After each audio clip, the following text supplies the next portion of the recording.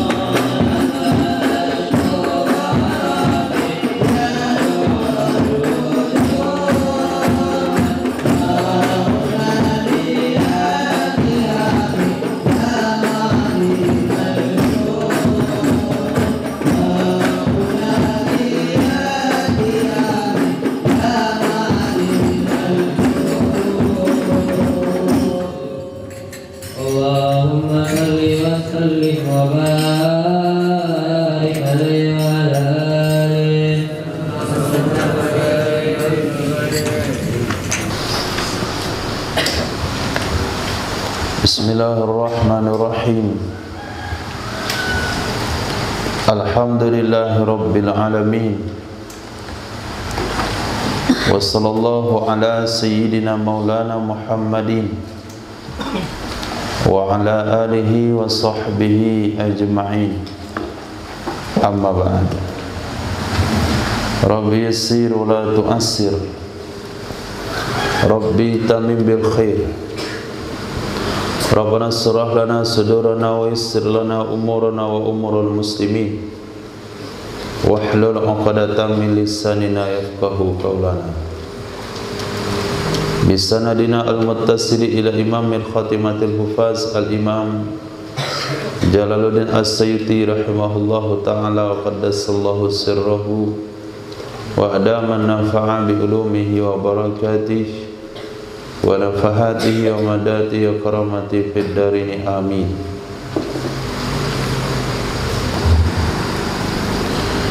Kita lanjutkan hadis 6003 diriwayatkan oleh Imam Ahmad bin Hanbal dalam kitab Musnad, Imam Muslim dan Imam At-Tirmizi dari Sayyidina Abi Hurairah radhiyallahu an, hadis sahih. Rasulullah sallallahu alaihi wasallam bersabda,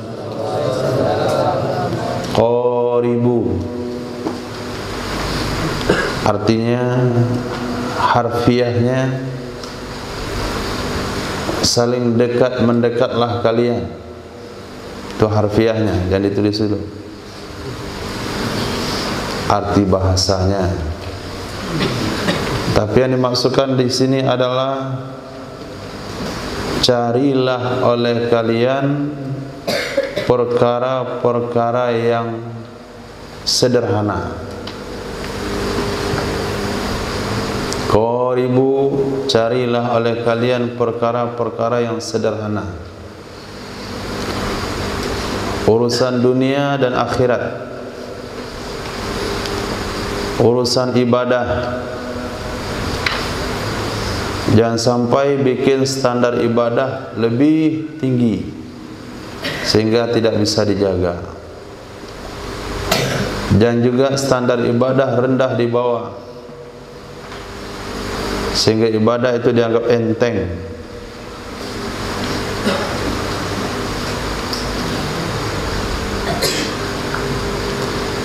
Seperti nasihat Sayyidina Rasul sallallahu alaihi wasallam kepada Sayyidina Abdullah bin Amr bin As radhiyallahu an yang pengen salat malam sepanjang malam, khatam Al-Quran setiap hari. Nabi larang, ya Rasul, saya mau khatamkan Al-Quran setiap hari. Kata Nabi, sekali 40 hari saja. Kata beliau, ya Rasulullah, saya mampu lebih daripada itu. Nabi sabdakan, sekali 30 hari saja. Ya Rasulullah, saya mampu lebih daripada itu. Nabi sabdakan, sekali 20 hari. Ya Rasulullah, saya mampu lebih daripada itu. Nabi sabdakan, sekali 10 hari. Maka enggak boleh lagi lebih daripada itu. Apa kata Sayyidina Abdullah bin Amr bin As radhiyallahu an? Kalau sekiranya dulu saya terima keringanan Nabi, tentu aku tidak susah menjaga rutinitas amal sampai akhir hayat. Waktu muda mungkin bisa dijaga, waktu tua susah. Ya Rasulullah, saya mau sholat, mau berpuasa setiap hari. Kata Nabi, cukup sekali dalam 10 hari. Maaf, 3 hari setiap bulan. Sayyidina Abdullah bin Amr katakan, ya Rasul, saya mampu lebih daripada itu. Nabi sabdakan, Senin dan Kamis. Ya Rasulullah, saya mampu lebih pada itu. Nabi sabdakan, puasa Daud. Tidak ada yang lebih baik daripada puasa Nabi Daud. Sayyidina Abdullah pengennya puasa dahar. Akhirnya dengan puasa Nabi Daud sekalipun, ketika beliau tua susah untuk dijaga. Maka beliau katakan, sekiranya dulu aku terima saran Nabi puasa 3 hari tiap bulan tentu lebih mudah. Ini maknanya qoribu. Tentu hadis ini enggak berlaku bagi orang sekarang. Kenapa enggak berlaku? Karena dia tidak punya standar amal yang semangatnya lebih, itu enggak ada. Justru pengennya cari yang mudah-mudah. Tapi ada juga sebagian kelompok, sebagai individu di kelompok tertentu, dia membuat standar amal tinggi. Misalnya 6 bulan setiap tahun. Akhirnya kewalahan. Itu salah satu contoh. Enggak istiqomah, bagaimana lagi? Sudah bikin standar. Mau istiqomah bagaimana lagi? Susah. Akhirnya dia capek. Maka Nabi sabdakan, qoribu, carilah yang standar, carilah yang mudah. Wasaddidu, dan carilah yang paling benar, carilah yang paling tepat, sehingga dalam ibadah itu tidak ada kil wa qol, sah enggak sah, sehingga tidak ada pendapat mengatakan ibadahmu rusak, sehingga tidak ada komentar ulama mengatakan ibadahmu batal. Carilah yang paling tepat, sehingga kalau ditanyakan kepada seluruh ulama, kepada seluruh mazhab, jawaban mereka ibadahmu sah. Misalnya wudu. Wudu dengan mencuci, dengan menyapu kepala sebahagian, ulama Syafi'iyah mengatakan wudunya sah, tapi ulama Malikiyah mengatakan tidak sah. Maka kita sapu kepala semuanya, sehingga kalau ditanya kepada Malikiyah sah, Syafi'iyah sah. Ketika kita berwudu hanya menyiramkan air ke anggota tubuh tanpa digosok-gosok, maka ulama Syafi'iyah mengatakan sah, yang penting airnya sampai ke kulit. Ulama Malikiyah tidak sah karena menggosok-gosok hukumnya wajib. Sekarang ketika wudu kita gosok anggota tubuh kita selang-selangi jari, supaya menurut ulama Syafi'iyah sah, Malikiyah sah. Saddidu. Jadi jangan cari cara ibadah yang sebagian ulama mengatakan batal, tapi carilah ibadah yang sepakat ulama mengatakan sah. Kaidah usul mengatakan khurujul minal khilafi mustahab, keluar daripada khilaf ya ulama hukumnya dianjurkan.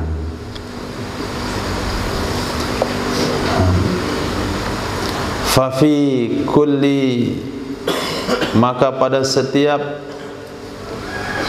ma sesuatu yusabu bihi, yang ditimpakan bihi dengannya sesuatu, al muslimu kepada seorang muslim, kafarah, itu adalah penghapus dosa. Penghapus dosa hatta nakbata, kendati pun penyakit atau demam, yung kabuha, yang ditimpakan ia seseorang akannya demam, yang ditimpakan akan ia seorang muslim akannya demam. Wasyaukata, dan duri, yusakuha, yang ditusukkan akan ia seorang muslim akannya duri. Sengaja di sini buat bina majhul supaya setiap orang meyakini bahasanya bukan duri yang menusuk, tapi kehendak Allah duri itu yang menusuk orang tersebut. Bukan demam yang mewabah yang menimpa dirinya, tapi atas kehendak Allah dan keinginan Allah demam itu mengenai dirinya. Nah, semuanya itu adalah penghapus dosa bagi setiap muslim. tersandung, penghapus dosa, pusing, panas, batuk, jantung, paru-paru, asam lambung, sakit gigi, tertendang batu, berkilir, kena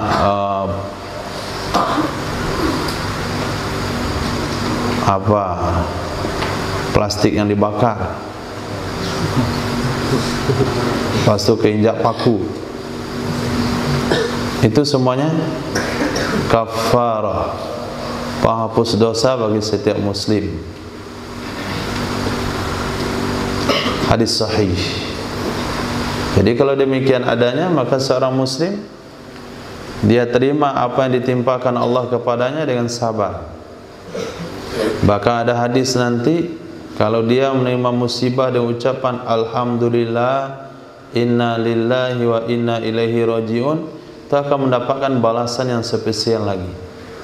Karena diawali dengan memuji Allah Subhanahu wa taala.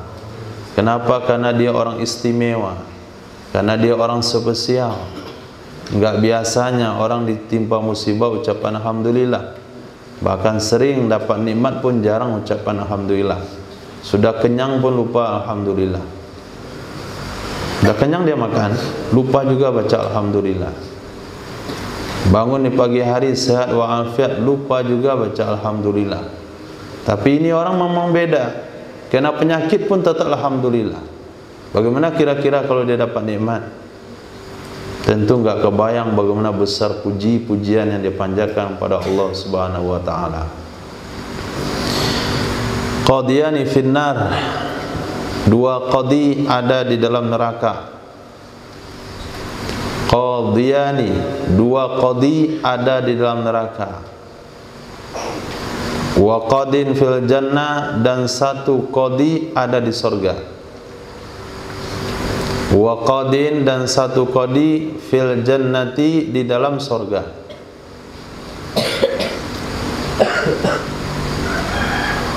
Qadi yang dimaksudkan di sini makna dasarnya adalah orang yang mengadili, orang yang memutuskan hukum. Tapi bisa saja maknanya adalah orang yang punya wewenang, orang yang mempunyai kekuasaan. Apakah dia pemimpin sehingga kebijakan ada di tangannya, atau betul-betul dia qadi atau hakim, mengadili orang yang bersengketa, atau dia qadi dalam hal menjawab pertanyaan-pertanyaan, permasalahan-permasalahan umat. Bukan qadi dalam hal mengadili, tapi qadi dalam hal menjelaskan hukum-hukum. Apakah kalau saya lakukan begini sah atau enggak sah, boleh atau enggak boleh. Itu semua masuk dalam kategori qadi. Nah, dua macam di neraka, semacam dalam surga. Mana yang ada di dalam neraka? Maaf, dalam surga dulu. Qadin, seorang qadi, arafal haqqa, dia mengetahui kebenaran. Sesuatu yang dia adili itu tahu dia mana yang benar, mana yang salah. Sesuatu yang akan dia putuskan kepada bawahannya itu, kebijakan yang akan dia keluarkan itu, dia tahu kebijakan yang benar, tahu kebijakan yang salah. Ketika dia ditanya dalam permasalahan tersebut, dia tahu mana jawaban yang benar, mana jawaban yang salah. Faqada bihi, lalu dia putuskan dengannya kebenaran. Dia putuskan dengannya kebenaran. Fahuwa fil jannati, maka dia berada dalam surga. Maka dia berada dalam surga. Wa qadin, dan satu qadi lagi, arafal haqqa, dia mengenal kebenaran. Dia mengenal mana jawaban yang benar, dia mengetahui mana kebijakan yang benar, tetapi fajar, lalu dia curang, lalu dia zalim, lalu dia curang muta'ammidan, hal keadaan sengaja.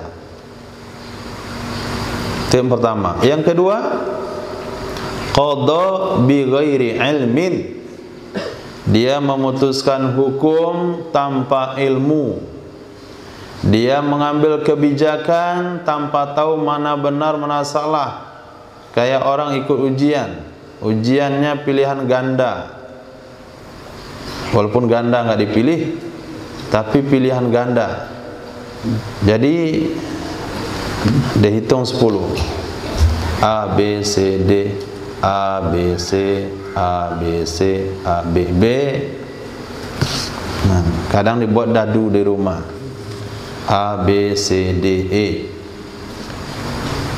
itu B. Jadi diputuskan secara acak. Tentu ujian atau SD kan, yang kurang-kurang tahu pelajaran, yang waktu mengantuk dalam belajar, jadi asalan jawab. Coba kasih jawaban esai, bingung dia jawab apa. Nah, tapi kalau ABC enak dia jawab, tinggal milih. Apa susahnya milih, coret selesai. Nah, itu qada bi ghairi ilmin namanya. Memutuskan hukum tanpa ilmu pengetahuan. Ditanya tentang satu permasalahan hukum, dia nggak tahu jawabannya, tapi dia jawab asalan. Wahuma, maka kedua-duanya tersebut tahu kebenaran tapi tidak disampaikan sesuai yang dia ketahui, atau memutuskan hukum tanpa tahu mana yang benar, finnari, berada di dalam neraka. Nah, berada di dalam neraka. Maka tidak ada keputusan dan jawaban kalau kita tidak tahu. La adri nisful ilmi. Tidak tahu itu setengah ilmu. Enggak, jangan malu mengakui tidak tahu. Bilang aja enggak tahu sudah. Nyaman. Ketika Imam Malik rahimahullahu ta'ala ditanya 40 pertanyaan, terdahsyatnya Imam Malik di satu majelis 40 pertanyaan. Ya, di sini paling 3, paling banyak pernah itu 5 digabung-gabungkan menjadi 3 juga. Ini 40. Imam Malik jawab 3 saja. Wahai Imam, kenapa cuma dijawab 3? Ya, yang saya tahu cuma 3. 37 lagi saya nggak tahu. Nanti kan sebarkan sama orang lain. Imam Malik ditanya masalah hukum, dia nggak tahu jawabannya. Kata Imam Malik, kasih tahu saja sama orang-orang. Malik mah nggak tahu jawabannya. Bilang aja sama orang lain, tidak masalah. Nah, itu namanya pelajaran yang diberikan oleh seorang imam. Kalau bilang kalau nggak tahu, kasih tahu aja nggak tahu. Jangan sok tahu, nanti masuk neraka. Nah, setelah diputuskan, akhirnya terjadi kasus. Nah, baru jadi masalah.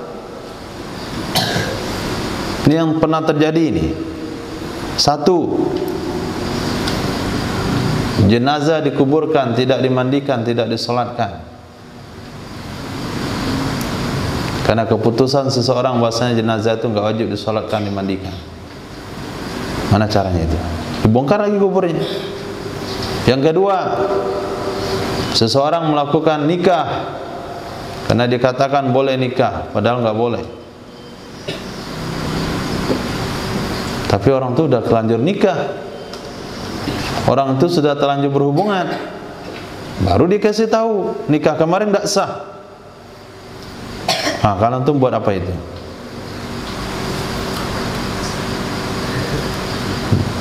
Asbab ketika dikatakan bagaimana kira-kira kalau saya melamar si fulan, menikahi si fulana 2 tahun suaminya nggak pulang-pulang.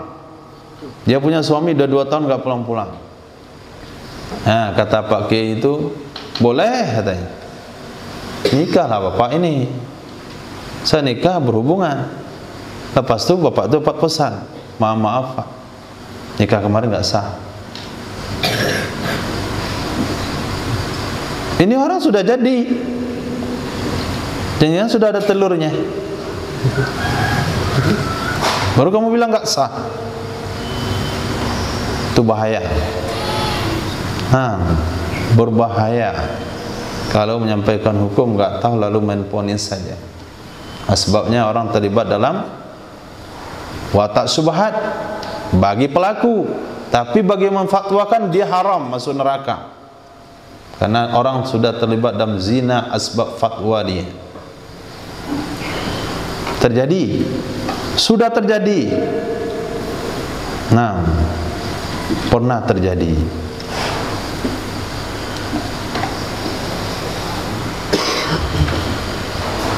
Hadis sahih. Qati'us sidri, orang yang memotong daun sidir. Sidir itu daun bidara. Itu ada contohnya di depan. Alhamdulillah. Tuh di situ ada satu pohon bidara, tolong disiram. Nampak Ilyas? Jangan antum kira batang-batang sembarangan situ. Dilekat lampu hiasnya Ilyas. Ada satu di situ pohon yang enggak buka kayak bunga, cuman daun-daun saja. Itu bukan daun apa ya? Bukan daun kari itu. Nah, itu daun bidara. Dia bisa tinggi batangnya, kemudian bisa dibuat berteduh. Nah, itu salah satu untuk mencampur air mandi pertama jenazah. Dan dia juga termasuk daun yang sebagian ulama-ulama sufi menjadikan daun untuk campuran air ruqyah. Nah, daun sidir. Orang yang memotong pohon sidir, yusawwibullah, akan menimpakan oleh Allah Subhanahu wa taala raqsahu, akan kepalanya orang tersebut, finari, ke dalam neraka. Nah, apa pemahaman antum dalam hadis ini? Orang yang memotong pohon bidara akan menimpakan oleh Allah Subhanahu wa taala kepala orang tersebut ke dalam neraka. Boleh yang belajar alim, apa kesimpulan antum tentang hadis ini?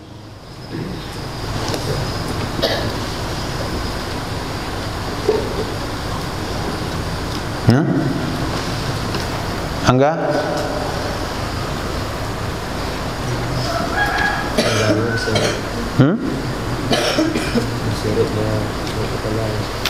Ya, maksudnya memang dia masuk neraka, tapi tentang memotong pohon bidara itu apa kesimpulan antum? Kenapa sampai masuk neraka orang yang menebang pohon bidara?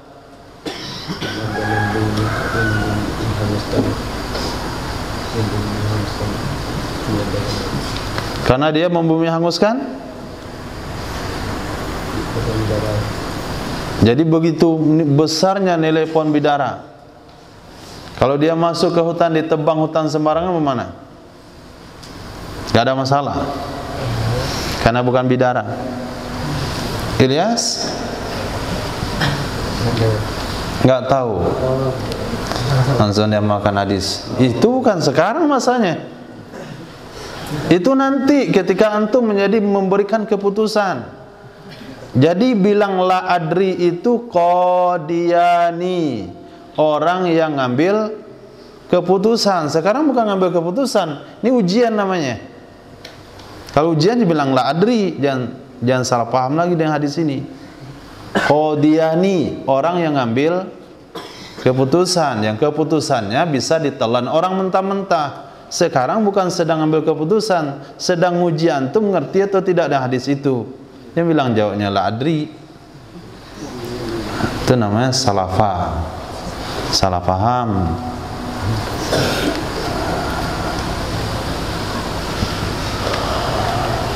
Yang lain kemana? Zahran,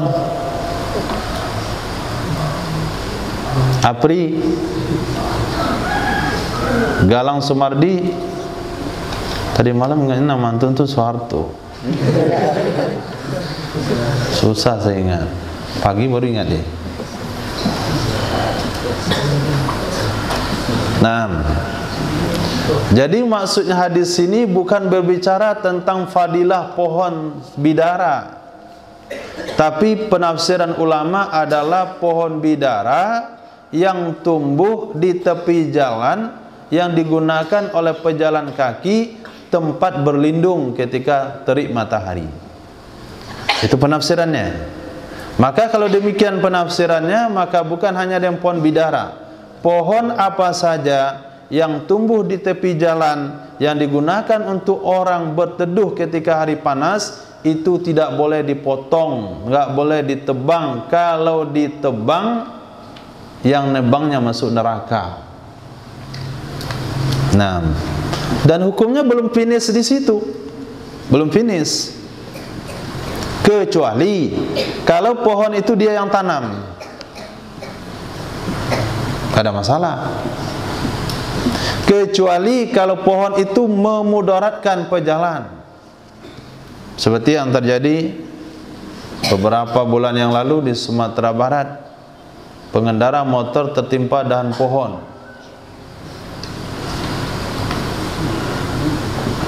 Dia sedang jalan-jalan dan pohon jatuh. Jadi salahkan, kenapa pohon tidak diperhatikan? Dahannya yang sudah mesti ditebang. Nah, kalau menebang pohon artinya mengurangi dahan-dahannya yang akan mencelakakan si pejalan kaki, itu nggak ada masalah. Kalau menebang pohon, kalau dibiarkan dia akan rebah, akan menelan korban, itu nggak ada masalah. Tapi kalau tidak memudaratkan pejalan kaki dan memberi manfaat bagi pejalan kaki, sengaja kita tebang dan itu pohon bukan milik kita, baru kesimpulannya masuk neraka. Misalnya rumah kita di pinggir jalan, kita tanam pohon mangga di halaman rumah kita, dahannya menjulur ke jalan, jalannya jadi rindang, tapi dalam waktu yang sama itu bikin kekacauan. Ketika buah mangganya berbuah, itu bising di depan rumah, bikin bising, banyak anak-anak manja. Ada dilempar dengan batu masuk ke atap rumah, masuk kena kaca jendela, akhirnya tertebang pohon itu. Kita nggak masuk dalam kategori ini. Kenapa? Itu pohon milik sendiri. Khair. Nah, kadangkala di sana kesalahpahaman itu terjadi. Ketika orang memahami sidir itu adalah jenis pohon, adalah teruntuk kepada satu nama pohon, sehingga kalau menebang pohon itu dia akan dimasukkan ke dalam neraka. Akhirnya naiklah nilai pohon bidara itu. Ini pohon yang dilindungi Allah ini. Ini pohon yang dilindungi oleh Rasulullah. Ini pohon keramat ini yang nebangnya masuk neraka. Maka mahal nilai pohon bidara karena salah paham dengan hadis. Sebetulnya Nabi bukan berbicara tentang fadilah pohon bidara, tapi Nabi berbicara tentang pohon yang tumbuh di tepi jalan untuk berlindung orang dari kepanasan. Itu penafsiran Imam Abdul Rauf Al-Manawi. Penafsiran kita nggak punya penafsiran apapun, ikut penafsiran yang ada saja. Nah, kalau sekiranya kita buat lagi penafsiran baru, itu nggak ada bedanya sama salafi.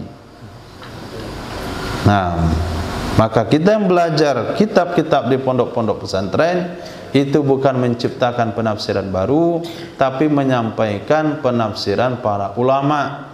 Mereka tidak berpendapat, hanya menyampaikan pendapat para ulama. Qala Allah Ta'ala, Allah Subhanahu wa Ta'ala berfirman.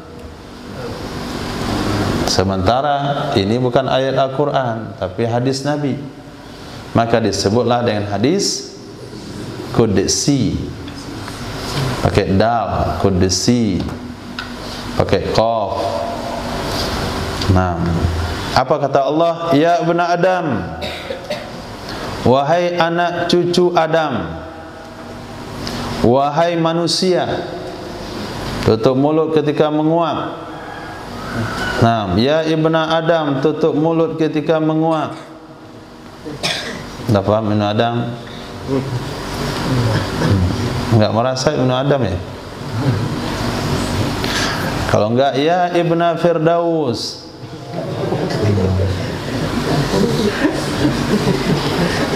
Nanti masuk setan dalam mulutnya, masuk dalam ususnya, nanti kena asam lambung.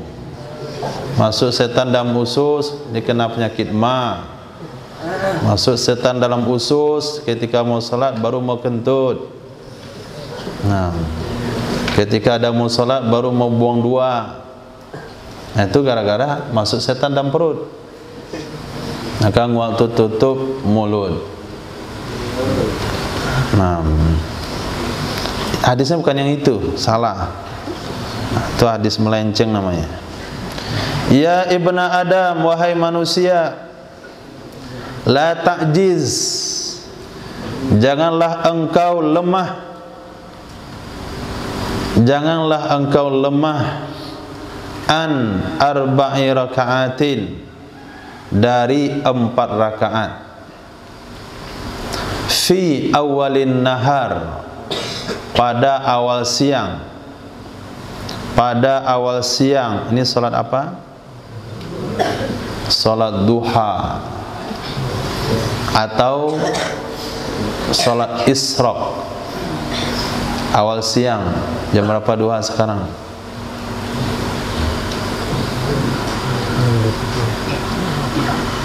Lama nunggunya. Nah, selepas itu kerjakan isyraq 2 rakaat, tambah duha 2 rakaat. Lepas itu pergilah berdagang, buka kedai, petani pergi ke sawah, pedagang pergi ke pasar, pegawai pergi ke kantor.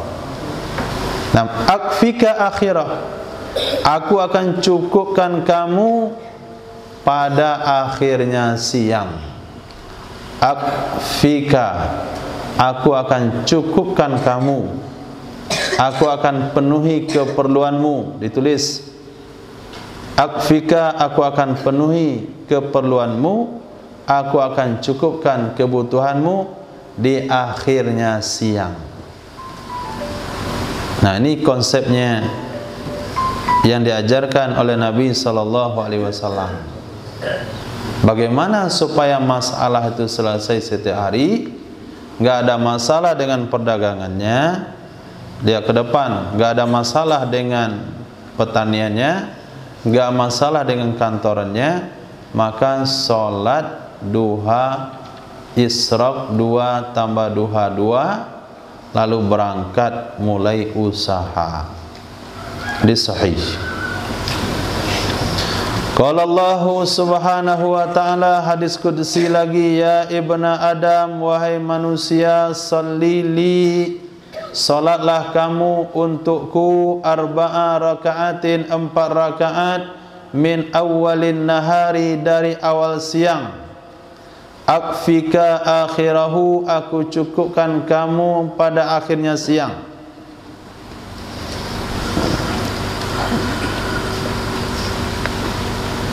Hadisnya sama. Hadisnya coba lihat statusnya hasan. Hadis di atas sahih. Maka hadis di bawah naik derajatnya jadi sahih juga. Nah, sahih bi ghairi, sahih dengan hadis lain, karena maknanya sama. Qala Allah Ta'ala, ini sesungguhnya aku, wal jinnu dan jin, wal insu dan manusia, fi naba'in azim, di dalam berita yang besar, pada berita yang sangat besar. Fi naba'in azim, di dalam berita yang sangat besar. Kasus antara Allah, jin, manusia. 3 ini, Allah dengan 2 makhluknya ini, yang disebut dengan as-saqalain, dua makhluk yang dibebankan menjalankan syariat, itu ada berita besar tentangnya. Apa itu? Akhluqu, aku yang menciptakan, wa yu'badu ghairi, dan disembah selain aku. Aku yang menciptakan si Abu Jahal, tapi Abu Jahal menyembah patung. Aku yang menciptakan Fir'aun, tapi Fir'aun mengaku sebagai Tuhan.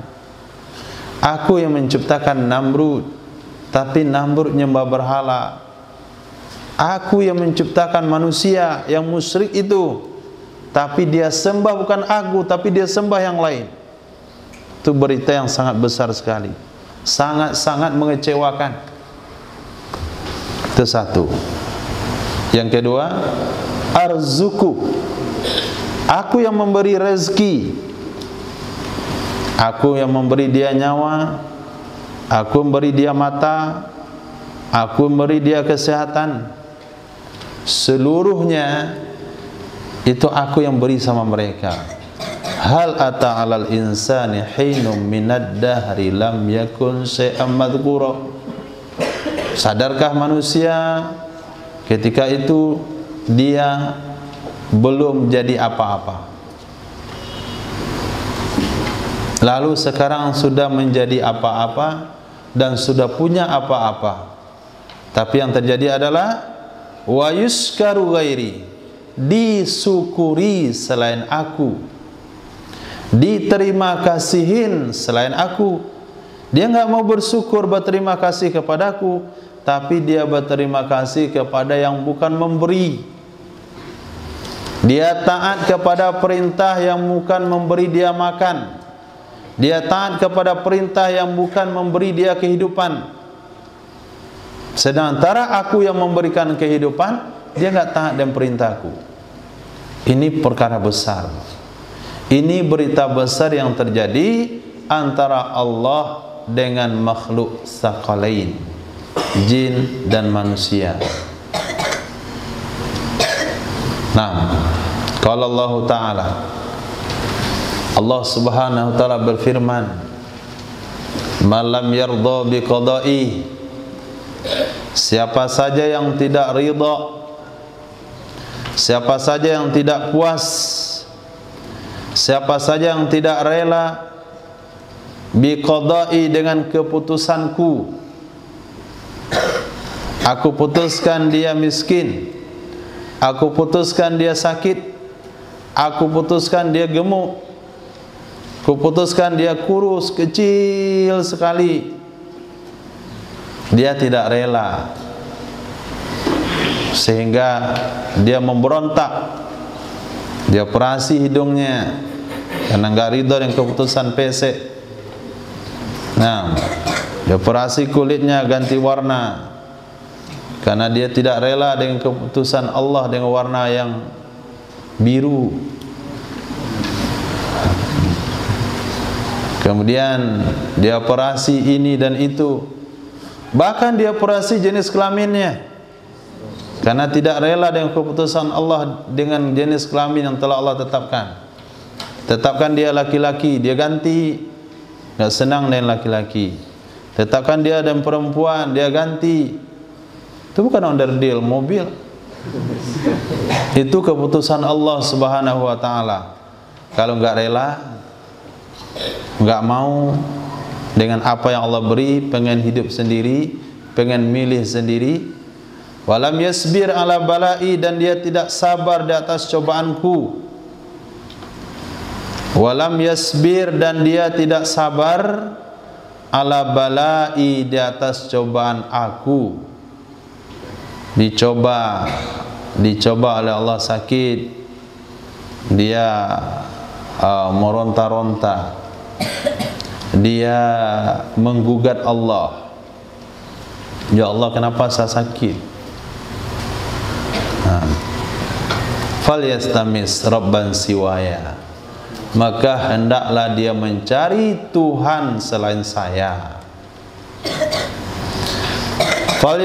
Falyaltamis rabban siwaya, maka hendaklah dia mencari Tuhan selain saya.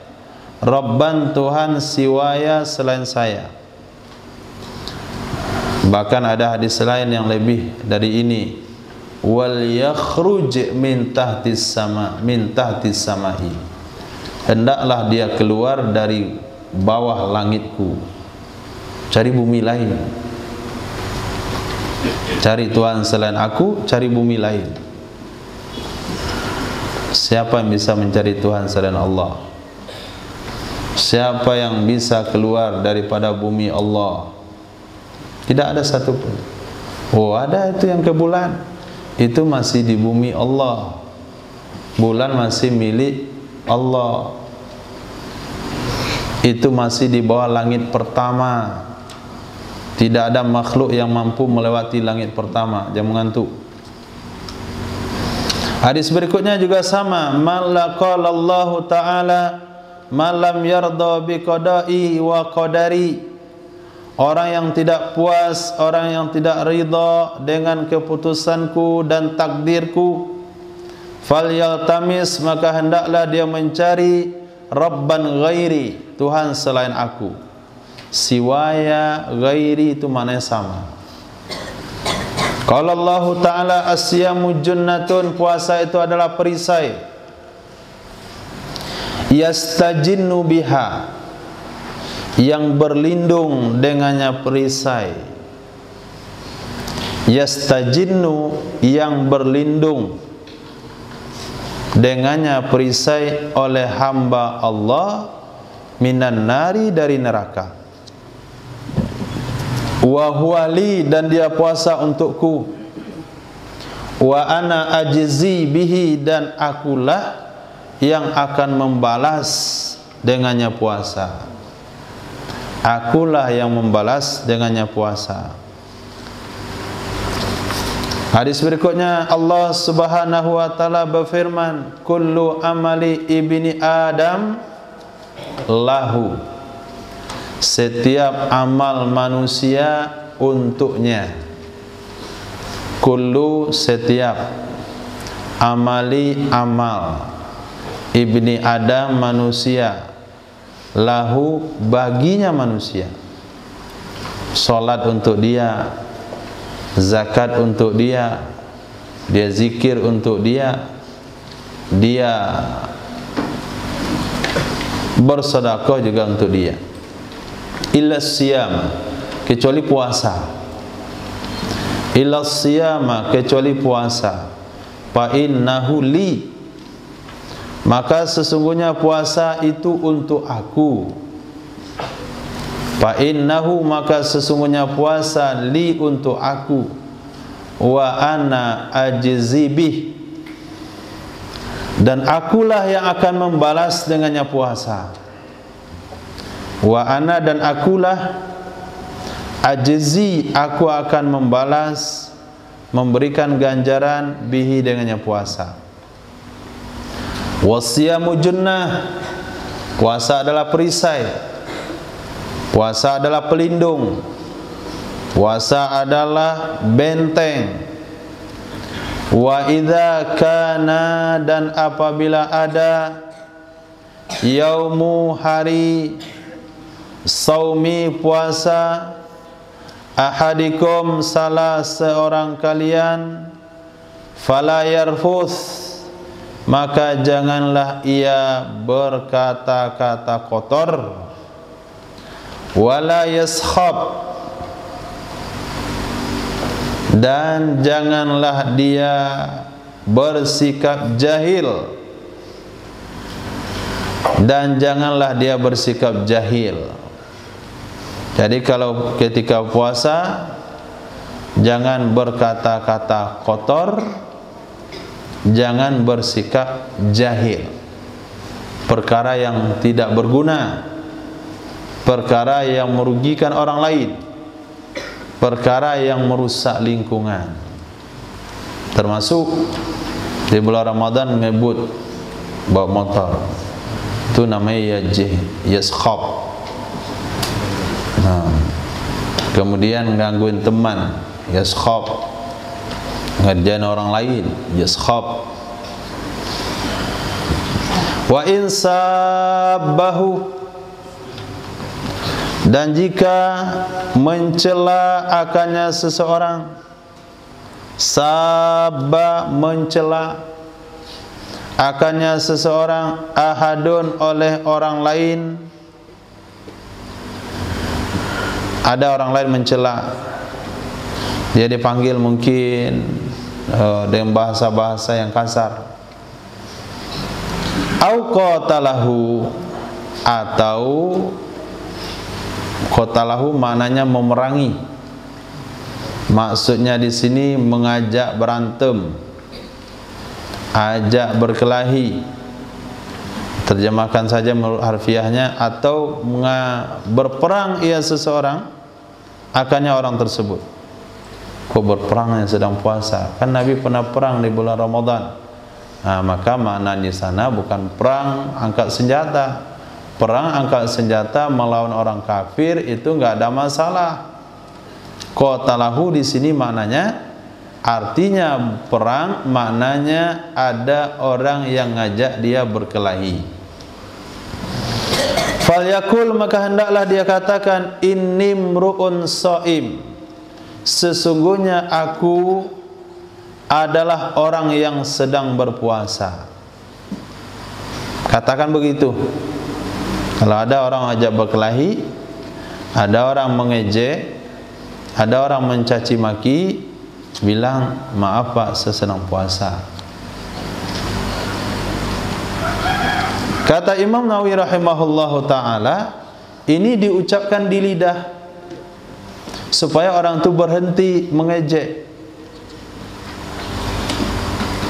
Pendapat kedua mengatakan, kalau dia khawatir dengan kalimat tersebut dia akan riya, maka cukup dia ucapkan di hati. Untuk apa diucapkan di hati? Untuk menyabarkan dirinya. Kamu jangan jawab, kamu jangan ladenin, kamu kan sedang puasa. Itu maksud hadis.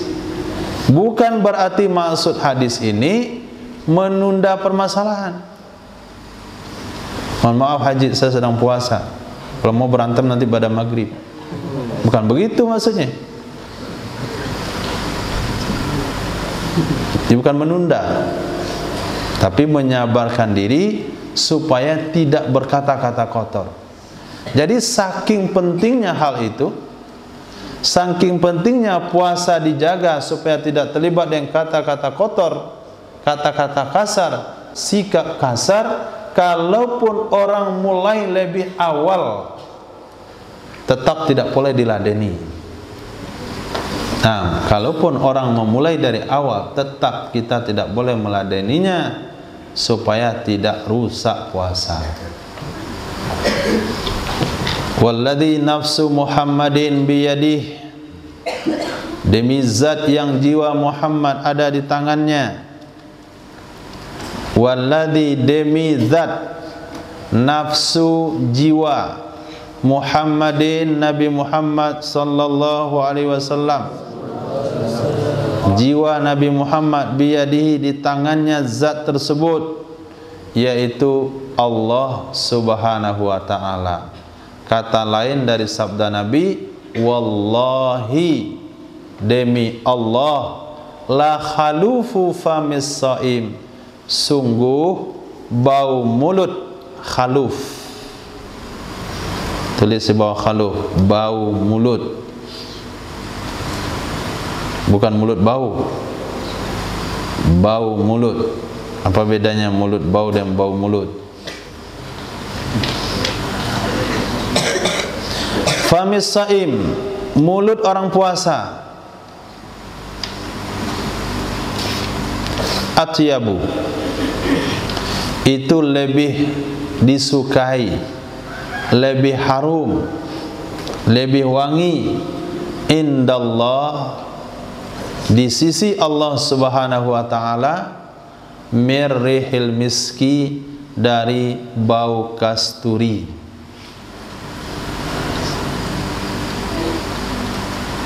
Berdasarkan hadis inilah muncul fatwa dalam ulama Syafi'iyah bahasanya bagi orang puasa makruh hukumnya gosok gigi setelah tergelincir matahari, setelah waktu zuhur masuk, karena akan menghilangkan kesan ibadah, yaitu bau mulut yang disukai oleh Allah Subhanahu wa taala. Tapi pendapat Imam Malik berbeda. Bau mulut yang muncul dari orang berpuasa bukan dari giginya, bukan daripada air liur basinya, tapi dari hawa perutnya, lambungnya yang kosong. Lambungnya kan bekerja setiap hari, bergerak.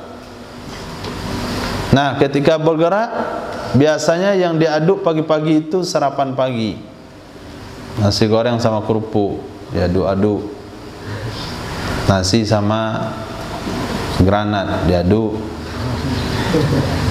Ini pagi ini dah mulai ususnya bergerak. Pas diaduk-aduk, yang keaduk nasi sahur tadi, yang sudah lembab-lembab dikit.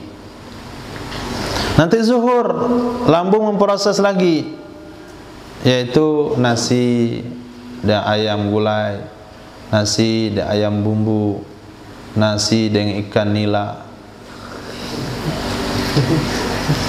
Diaduknya nggak ada bau. Tapi zuhur waktu puasa tu diaduk lagi, itu nasi sahur tadi. Seperti apa bentuknya itu? Pas asar dia tetap ngaduk nasi sahur tadi. Nah, hawa itulah yang keluar. Kan jaraknya nggak jauh, cuma 1 jengkal, 2 jengkal. Nah, 2 jengkal saja.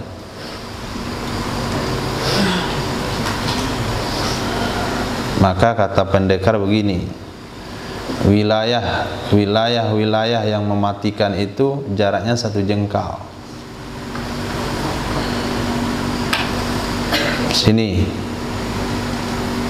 ponjok sekali langsung pening dia, sejengkal. Sini ponjok lehernya langsung keluar lidahnya, sejengkal bawahnya lagi. Nih jantung hati, tonjok langsung naik jantungnya, nggak bisa bernafas. 1 jengkal bawa lagi apa?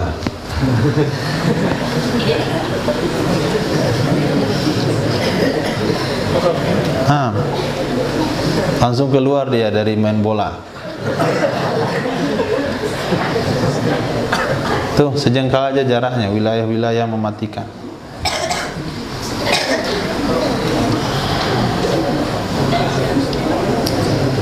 Nah, jadi bau itu yang dimaksudkan. Kalaulah bau itu yang dimaksudkan, kata Imam Malik, jadi nggak ada pengaruh sama mulut. Bau itu bersumber daripada usus, sehingga Imam Malik fatwakan tidak makruh gosok gigi sepanjang hari bagi orang yang berpuasa. Ini asbab kenapa terjadi khilafiyah di kalangan ulama, karena mencari ilal daripada perkara tersebut. Sehingga keluarlah kaidah usul, al-hukmu yaduru ma'a illah wujudan wa adaman. Kenapa hukum bagi Imam Syafi'i makruh? Karena menurut Imam Syafi'i ilalnya itu di mulut. Kenapa Imam Malik mengatakan tidak makruh? Karena ilalnya itu di bau usus. Nah,